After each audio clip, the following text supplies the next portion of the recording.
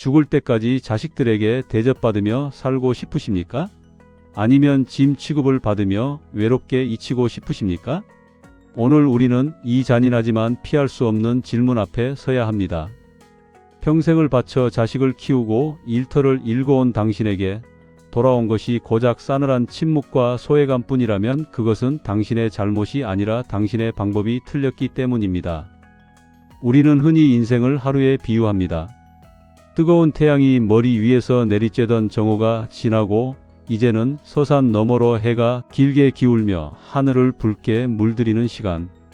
그 장엄하고도 고요한 노을 앞에 서 있는 당신에게 묻습니다. 당신의 저녁은 지금 어떤 빛깔인가요? 오랜만에 온 가족이 모인 자리에서 당신이 입을 열 때 자식들의 눈빛이 흔들리는 것을 보셨습니까? 반가운 마음에 건넨말이 도리어 분위기를 가라앉히고 사람들이 슬그머니 시선을 피하는 그 찰나의 순간을 느껴보셨나요? 그럴 때마다 내가 너희를 어떻게 키웠는데라는 말이 목구멍까지 차오르겠지만 잠깐만 멈추십시오.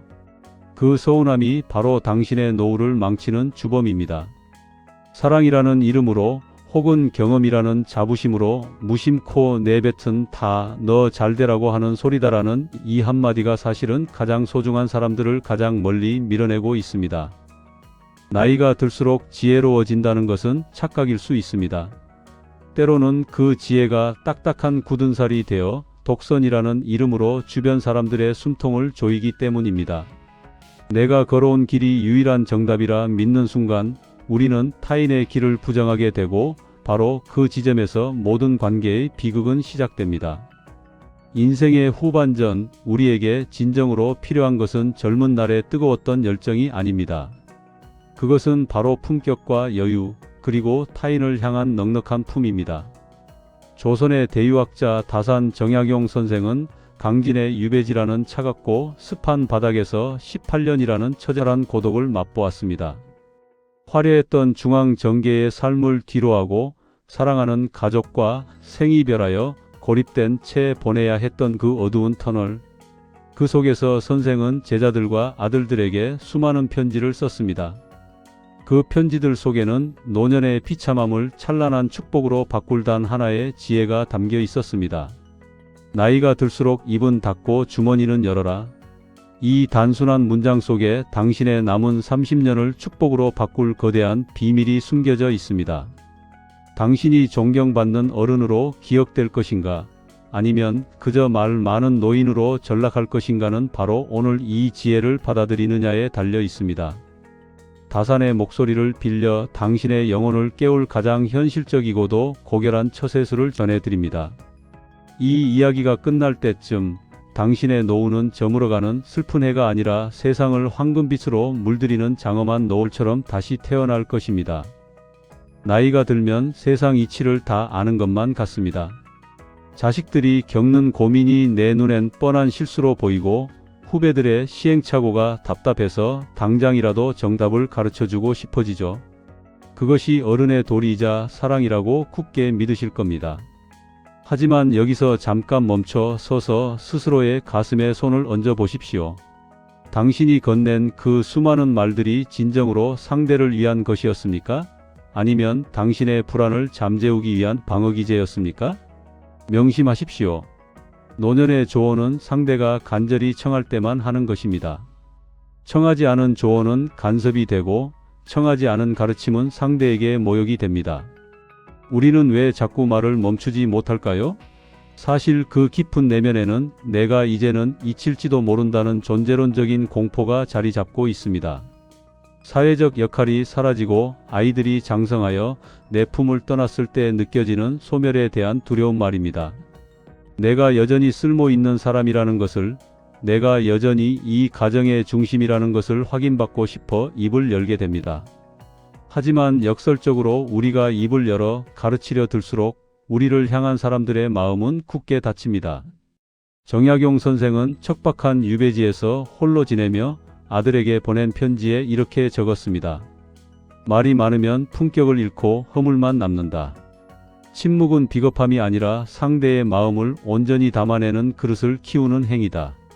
내가 입을 닫을 때 비로소 내 영혼의 무게가 세상에 드러난다. 가르치려 들지 말고 스스로 깨닫게 하라. 그것이 가장 높은 수준의 사랑이다.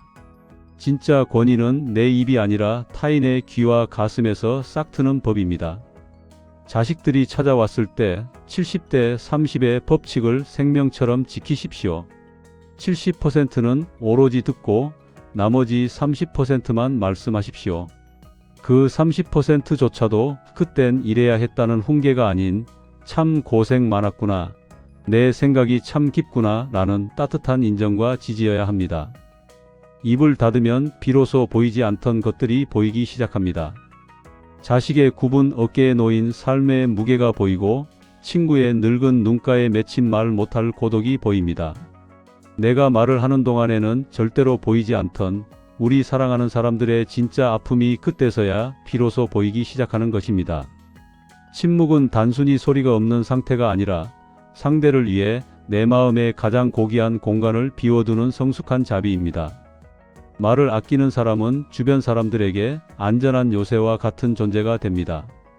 사람들은 당신에게 자신의 비밀을 털어놓고 싶어 하고 당신 곁에서 비로소 가면을 벗고 쉴 수 있습니다.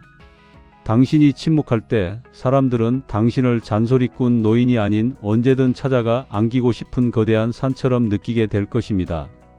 바위는 말이 없으나 그 무게만으로도 산을 지탱하듯 어른의 침묵은 그 가정을 지탱하는 든든한 영혼의 뿌리가 됩니다.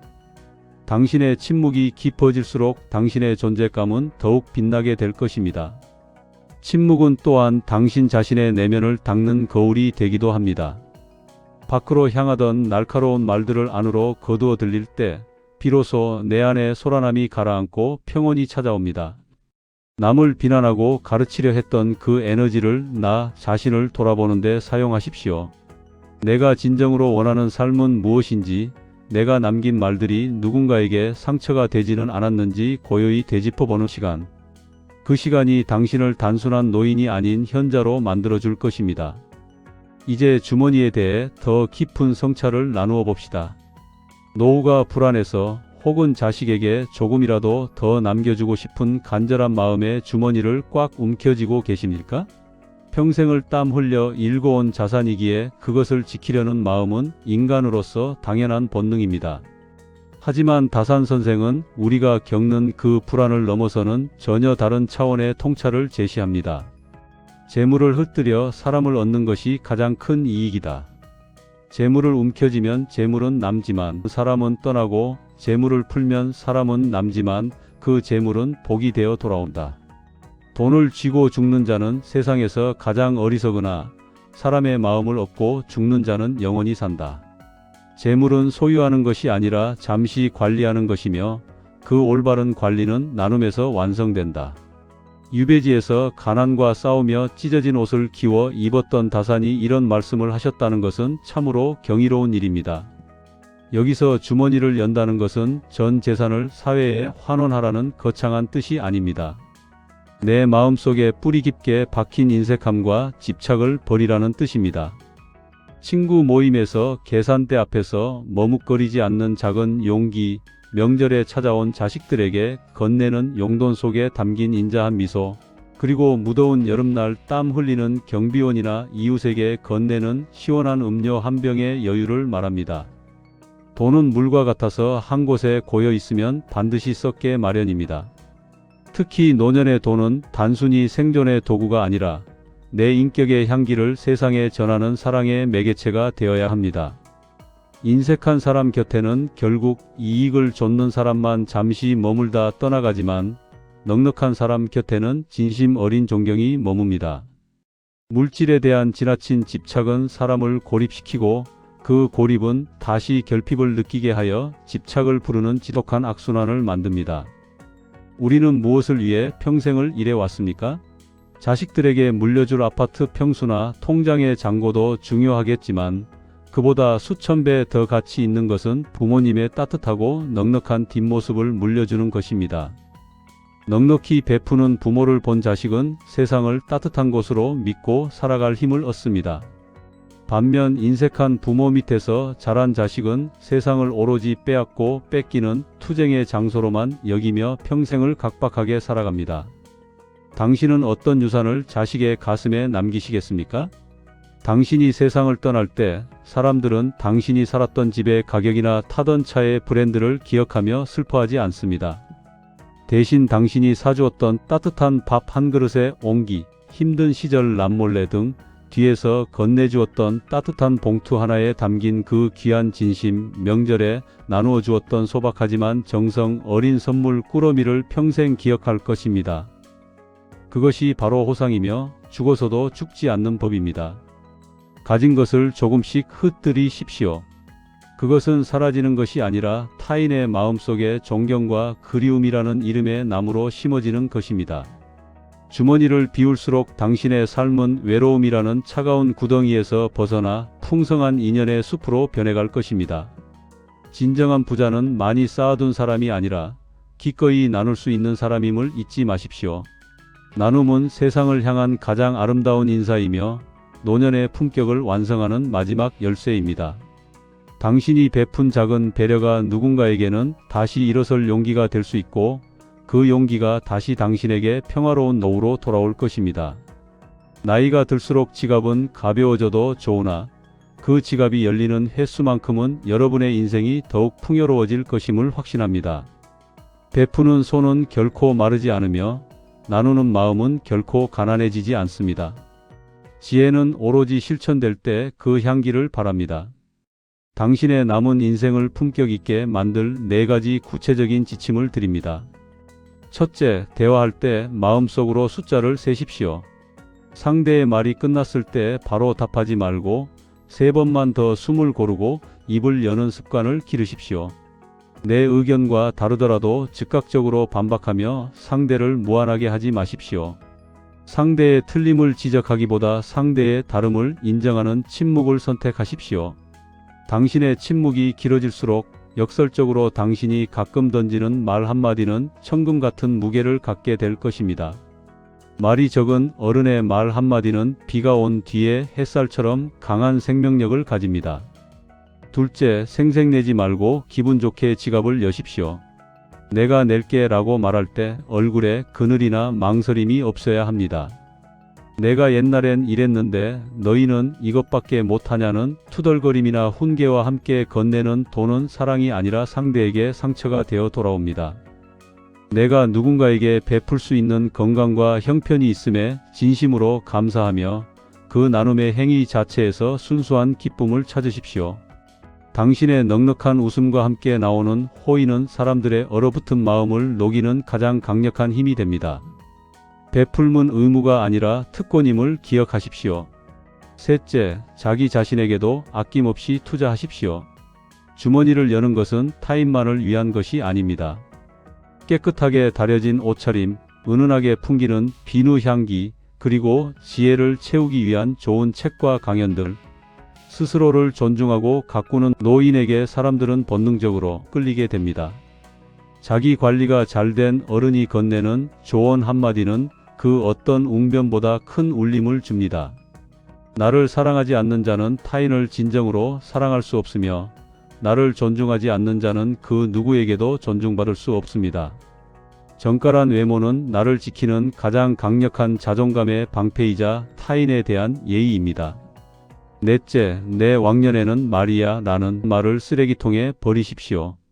그 말은 현재의 내가 초라하다는 사실을 세상에 고백하는 슬픈 자백일 뿐입니다. 과거의 영광은 아름다운 추억의 상자에 담아두고 지금 이 순간 내가 할 수 있는 작은 선행과 새로운 배움에 집중하십시오. 스마트폰 사용법을 배우고 새로운 취미를 시작하며 세상의 변화에 기꺼이 귀를 기울이십시오. 과거의 내가 아니라 오늘의 내가 누구인지를 보여주십시오. 배우기를 멈추지 않는 노년은 결코 늙지 않습니다. 그 호기심과 열정이 당신의 눈빛을 빛나게 하고 그 빛이 사람들을 당신 주변으로 불러 모을 것입니다. 다섯째, 고독을 즐기는 법을 익히십시오. 남에게 의지해서 외로움을 달래려 하지 말고 혼자 있는 시간에 풍요로움을 만끽하십시오. 차를 마시고 산책을 하고 명상을 하며 내 안의 신성과 대화하십시오. 스스로와 잘 지내는 사람만이 타인과도 건강하게 지낼 수 있습니다. 고독은 형벌이 아니라 당신의 영혼이 가장 깊게 성숙해지는 기회의 시간입니다. 이렇게 고독 속에서 자신을 고요하게 가꾼 사람만이 비로소 인생의 마지막 문턱에서 가장 찬란한 빛을 뿜어낼 수 있습니다. 여러분, 노을이 왜 그토록 장엄하고 아름다운지 아십니까? 그것은 태양이 온종일 세상을 비추며 뜨겁게 타오른 뒤 마지막 남은 모든 빛과 에너지를 아낌없이 하늘에 뿌려주고 떠나기 때문입니다.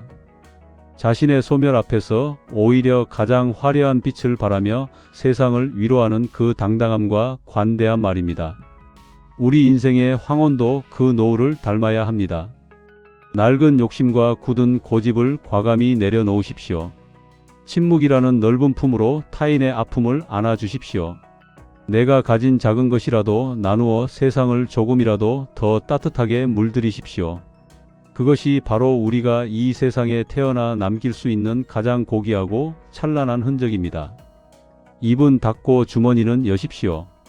이 단순한 진리가 당신을 고독이라는 어두운 감옥에서 해방해 줄 것입니다. 그 어느 때보다 많은 사람의 진심 어린 존경과 사랑 속에서 당신은 인생의 가장 화려한 마침표를 찍게 될 것입니다. 여러분의 삶은 결코 헛되지 않았습니다. 그동안 흘린 눈물과 땀방울은 이제 지혜라는 이름의 보석이 되어 여러분의 얼굴에 주름처럼 아름답게 새겨져 있습니다. 그 주름 하나하나가 당신이 얼마나 열심히 살아왔는지를 증명하는 명예로운 훈장입니다. 당신은 지금 이대로 충분히 아름답고 귀한 존재입니다.